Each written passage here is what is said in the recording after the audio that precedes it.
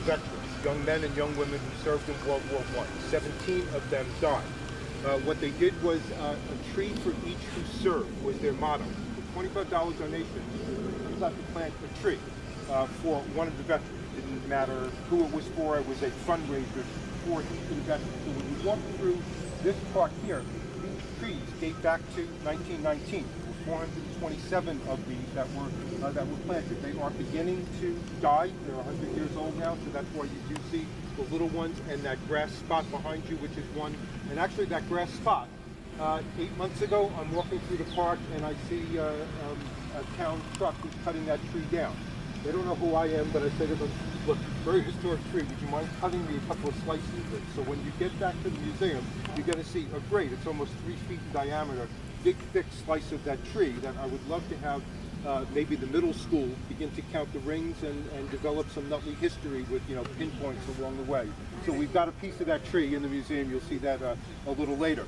I mentioned 427, and they did plant those trees, but of the 17 that died, I just want to mention a few of them. Stephen Dorr is one of the privileged Nutley kids. He lives on one of the mansions on Satterthwaite Avenue. He's the first Nutley son to die. He never even makes it across the ocean. He's training as a pilot with the Royal Canadian Air Force in Canada and a collision of airplanes, and so he's the first Nutley son to die. William Harrison, not so privileged, from Nutley, and he dies the way most of the soldiers died in World War I, was not from wounds. He was killed in action. He dies from dysentery and other diseases that, again, the majority of the soldiers who died in those wars died from the diseases that they contracted while fighting. I could mention Alvin Krajewski here. He's a Polish immigrant who comes to Nutley because his sister marries a Nutley boy. He signs up and he serves and he's killed in action in France. Raymond Plum, the figure on the right, is again another privileged Nutley kid. His father is the ex-mayor of Nutley. He's serving alongside his brother in France. Ironically, his father escaped an earlier war in France to come to Nutley. He's a butcher and becomes a mayor. His sons all served in town government positions. Raymond served in World War I and didn't make it back.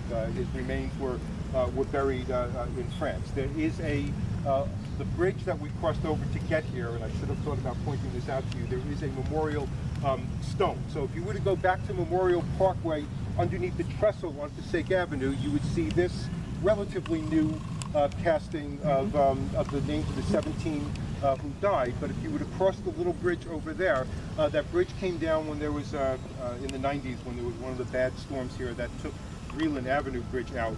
But this stone remains, and this is a stone that the Blum family paid for to pay homage to their son who was killed in France in World War I. Okay, so for the 17, for the one in particular, the trees, of course, are for the 427, but they also gave each of those 427 who served a special medal that, you know, with signs of victory on the front, but a message of thanks for serving in what they naively thought was, you know, not World War I even at that point. And finally, so they've got about a $10,000 budget to develop this entire park. They used 10% of it, full $1,000, to have somebody write hand calligraphy the names of all 427 of those individuals. We have a number of these hanging at the museum. I'll point them out when we get there. Remember I mentioned that our library where the Hober painting was hung, that's a Carnegie Library. It opens in 1914, so this is 1919. So the library actually has all of these hanging in a very prominent position until they redid the library in the 30s, and then they eventually found their way to the Historic Society. Yes, that's why I mentioned that, a full 10% of their budget, but that's how much they